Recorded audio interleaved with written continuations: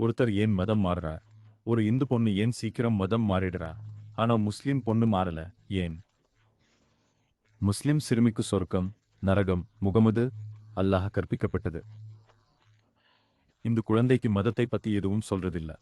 அவன் மனசுல there is a large vacuum that is there inside a Hindu kids heart. தங்கள் மதத்தின் தத்துவங்கள் மற்றும் கோட்பாடுகளை பற்றி போதுமான அளவு அறியாத காரணத்தால் பெற்றோர்கள் சுய ஆய்வு மேற்கொள்ள வேண்டும். குழந்தைகளுக்கு இந்த 5 விஷயங்கள், நம் மதத்தின் ஆதாரம், கர்ம சித்தாந்த், மறுபிறவி, அன்மா, கடவுள், மோட்சம், இந்த விஷயங்களை ஒரு கட்டமைப்பில் போட்டா இதிலிருந்து உலக பிரச்சனைகள் நிரூபணமாகும். எல்லா பிரச்சனைகளும் தீர்க்கப்படும்.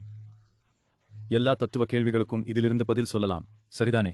நீங்க இதை செய்யும்போது, சாஸ்திரார்த்தத்துல அடுத்தவனை அடிக்கும்போது நீங்க சிந்திச்சா சிந்தனையிலிருந்து சக்தி கிடைக்கும். சக்தியிலிருந்து வெற்றி பெறுவீங்க. அதனால நீங்க அடுத்தவன் வாயை உடைக்கிற மாதிரி பிள்ளைகளை வளர்க்கணும்.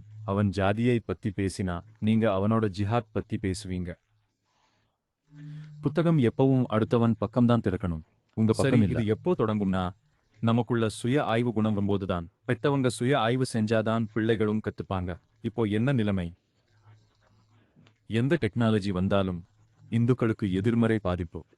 இன்ஸ்டாகிராம் வந்ததும், ரீல்ஸ் ஏஐ வந்ததும் இந்துக்கள் அதில் படங்களையும் மீம்ஸ்களையும் உருவாக்கத் தொடங்கிவிட்டனர். நாம் முக்கியமான வேலைகளில் இருந்து விலகிவிட்டோம். இப்போ பாருங்க, லல்லன் டாப்ல ஒரு டிபேட் நடந்துச்சு. யோசித்து பாருங்கள். 80% இந்துக்கள் உள்ள இந்தியாவில் கடவுள் இருக்கிறாரா இல்லையா என்று 2 முஸ்லிம்கள் விவாதிக்கிறார்கள். இருக்கா இல்லையா? இல்லையா?